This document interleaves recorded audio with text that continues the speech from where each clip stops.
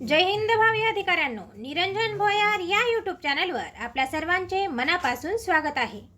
आज आपण 11 एप्रिल 2024 या दिवशीचे चालू घडामोडीवरील अत्यंत महत्त्वाचे प्रश्न या ठिकाणी बघणार आहोत। निरंजन भोयार या यूट्यूब चॅनलवर आपल्याला इंग्रजी व्याकरण, मराठी व्याकरण, जनरल स्टडीज, चालू घडामोडी, गणित आणि बुद्धिमत्ता इत्यादी विषयावर मार्गदर्शन केले जाते। तर चला सुरुवात करूया। एस्टरडे क्वेश्चन म्हणजेच काल सरावासाठी तुम्हाला दिलेला प्रश्न असा होता की भारतरत्न पुरस्कार 2024 हा खालीलपैकी कोणाला मिळाला आहे। तर या प्रश्नाचं योग्य उत्तर आहे पर्याय क्रमांक 4 वरील सर्व, म्हणजेच लालकृष्ण अडवाणी, PV नरसिंह राव, चौधरी चरण सिंह या सर्वांनाच भारतरत्न पुरस्कार 2024 हा मिळाला आहे। तर बघा, भारताच्या इतिहासामध्ये प्रथमच 5 व्यक्तींना भारतरत्न पुरस्कार हा देण्यात आला आहे 2024 या वर्षी। यापैकी माजी पंतप्रधान आहेत PV नरसिंह राव, माजी पंतप्रधान चौधरी चरण सिंह, हरित क्रांतीचे प्रणेते MS स्वामीनाथन आणि माजी मुख्यमंत्री कर्पूरी ठाकूर या चौघांना मरणोत्तर हा भारतरत्न पुरस्कार हा जाहीर झाला आहे। आणि 5वे आहेत लालकृष्ण अडवाणी, यांना सुद्धा हा भारतरत्न पुरस्कार जाहीर झाला आहे। तर अशा एकूण 5 व्यक्तींना 2024 मध्ये भारतरत्न पुरस्कार जाहीर झाला आहे। भारतरत्न पुरस्काराविषयी जाणून घेऊया। भारतरत्न हा देशातील सर्वोच्च पुरस्कार आहे। या पुरस्काराची जी सुरुवात आहे ती 1954 मध्ये झाली होती आणि पहिला भारतरत्न पुरस्कार जो आहे तो सर्वपल्ली राधाकृष्णन, श्री राजगोपालचारी आणि CV रमन या तिघांना देण्यात आला होता। भारतरत्न मिळवणारी पहिली महिला कोण आहे? तर श्रीमती इंदिरा गांधी यांना 1971 मध्ये हा जो भारतरत्न पुरस्कार आहे हा मिळाला होता आणि भारतरत्न मिळवणाऱ्या त्या पहिल्या महिला आहेत। इतर महिला कोण कोण आहेत ज्यांना भारतरत्न मिळाला आहे?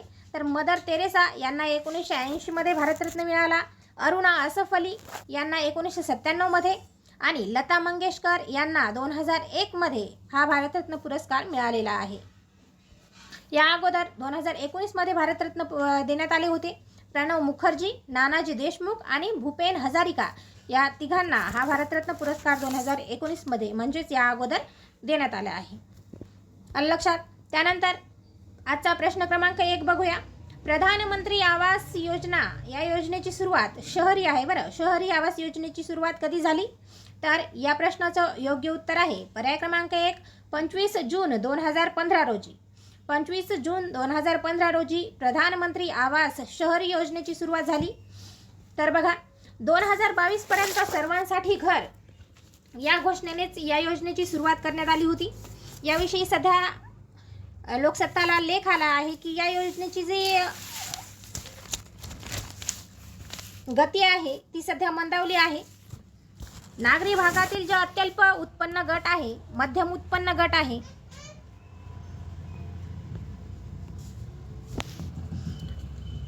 नागरी भागातील अत्यल्प उत्पन्न गट, अल्प उत्पन्न गट आणि मध्यम उत्पन्न गट तसेच झोपडपट्टी वासियांची घराची जी कमतरता आहे ती दूर करणे हा या योजनेचा उद्देश आहे। उद्देश लक्षात ठेवा।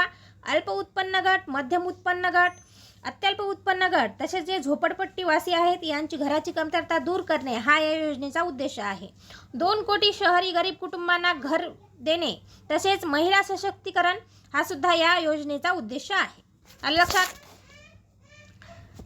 त्यानंतर प्रधानमंत्री आवास योजना ग्रामीण ही जी योजना आहे ग्रामीण भागासाठी सुरू करण्यात आली होती 20 नोव्हेंबर 2016 ला। लक्षात। याचे लाभार्थी कोण कोण आहेत? तर ज्यांना एकही खोली नसलेले किंवा एक किंवा जास्तीत जास्त 2 खोल्यामध्ये राहणारे व कच्च्या भिंती आणि कच्चे छत असणारी कुटुंब तसेच वंचित गट हे या योजनेचे लाभार्थी आहेत। म्हणजे ज्यांना एकही खोली नाही किंवा जास्तीत जास्त 2 खोल्या आहेत, ज्यांना कच्च्या भिंती आहेत किंवा कच्चे छत आहे तसेच वंचित गट हे योजनेचे लाभार्थी आहेत। सर्वांसाठी घर 2022 हे दीर्घावधी लक्ष्य गाठण्यासाठी 4 कोटी ग्रामीण घरे बांधणे हा या योजनेचा उद्देश आहे। लक्षात। तर प्रधानमंत्री आवास योजना ग्रामीण आणि नागरी या दोन्ही भागांसाठी सुरू करण्यात आली होती। त्यांचे लाभार्थी आणि त्यांचे उद्देश या मी या ठिकाणी तुम्हाला सांगितले आहेत। त्यानंतर प्रश्न क्रमांक 2 बघूया। पीटर हिग्स यांनी गॉड पार्टिकल हा सिद्धांत मांडला, त्यांना रिकामी जागामध्ये नोबेल पारितोषिक हे मिळाले आहे। तर या प्रश्नाचं योग्य उत्तर आहे पर्याय क्रमांक 2 भौतिकशास्त्र। पीटर हिग्स यांनी गॉड पार्टिकल हा सिद्धांत मांडला होता आणि त्यांना भौतिकशास्त्र यामध्ये 2013 हे नोबेल पारितोषिक मिळाले होते.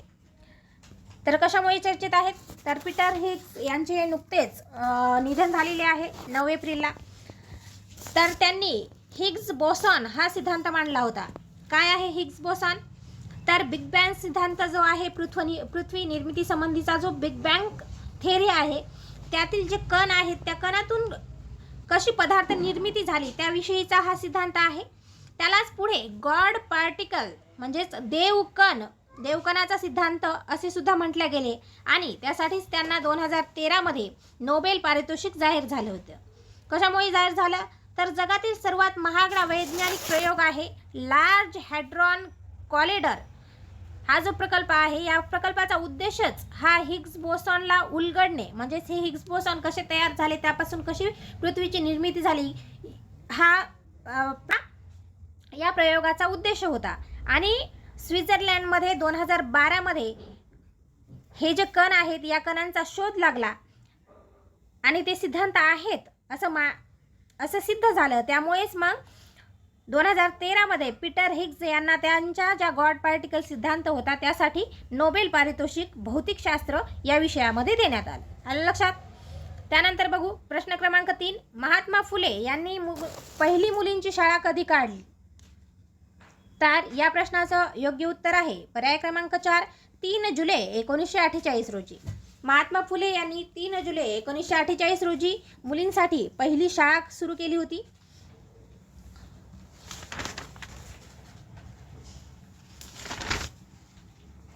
पुण्यातील बुधवार पेठेमध्ये भिडे यांच्या वाड्यामध्ये त्यांनी ही शाळा सुरू केली होती. आलं लक्षात. तर आज 11 एप्रिल म्हणजेच महात्मा ज्योतिबा फुले यांचा जन्मदिवस. महात्मा ज्योतिबा फुले यांचा जन्म 11 एप्रिल 1827 रोजी पुणे या ठिकाणी झाला. 1863 त्यांनी भारतातील पहिले बाल हत्या प्रतिबंधक गृह हे सुरू केले होते. 1863 अस्पृश्यांच्या शिक्षणासाठी त्यांनी पुणे या ठिकाणी 19 मे 1852 रोजी वेताळ पेठेमध्ये पहिली शाळा सुरू केली. अस्पृश्यांच्या शिक्षणासाठी पुणे येथे 1852 वेताळ पेठेमध्ये पहिली शाळा सुरू केली आणि मुलींसाठी पहिली शाळा बुधवार पेठेमध्ये भिडे यांच्या वाड्यामध्ये 3 जुलै 1948 सुरू केली होती. आलं लक्षात. तसेच 1853 त्यांनी महार मांग या लोकांचा विद्या शिकवण्याकरता मंडळी या नावाची संस्था काढली होती.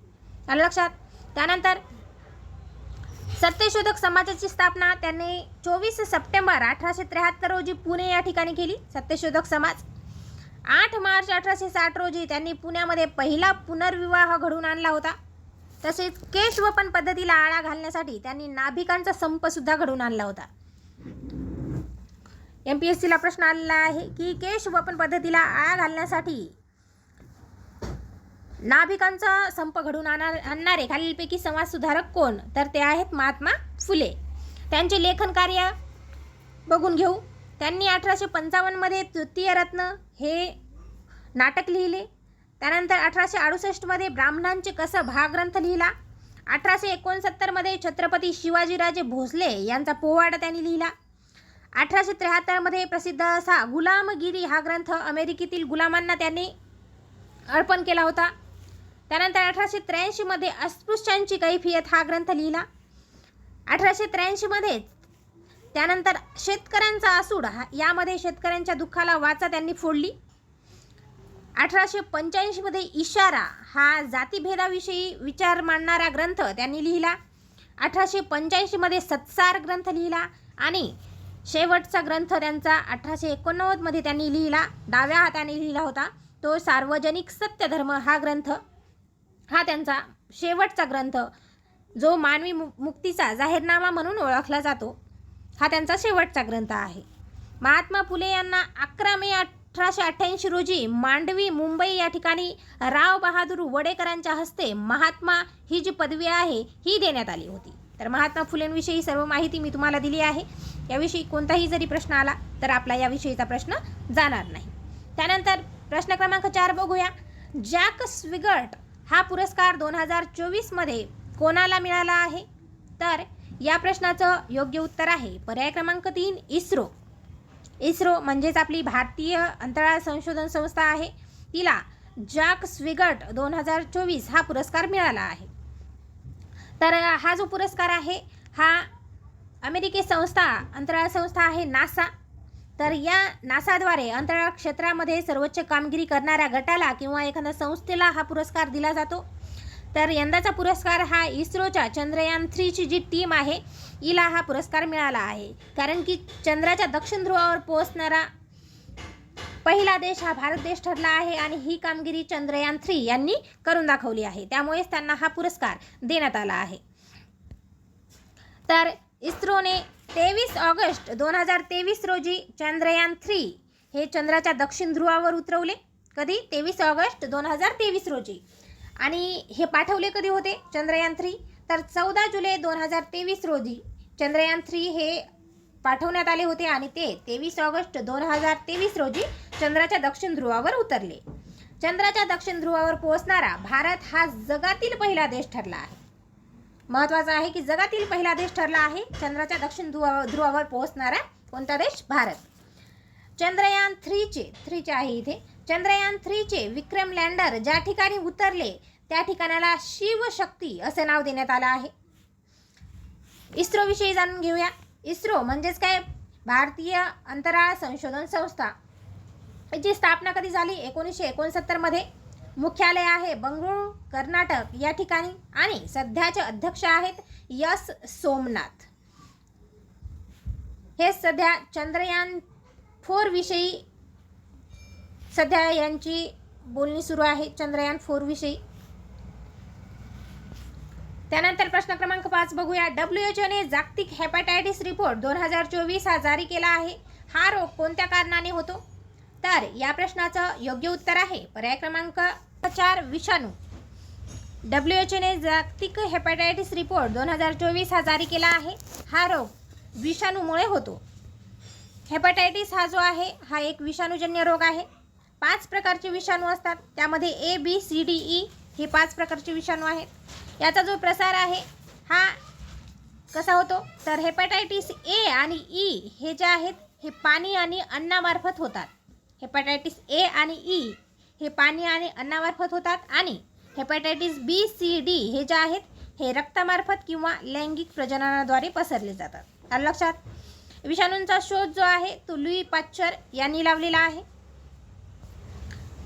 हेपॅटायटिस हा रोग जो आहे हा प्रमुख करून यकृतावर पसरतो. यकृत लिव्हर जो आहे त्यावर हा प्रमुख करून पसरत असतो. याची लक्षणे काय आहेत?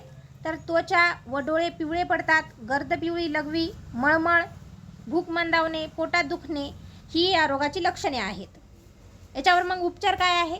तर हेपॅटायटिस A आणि B यासाठी लस उपलब्ध आहे. हेपॅटायटिस A आणि B साठी लस उपलब्ध आहे.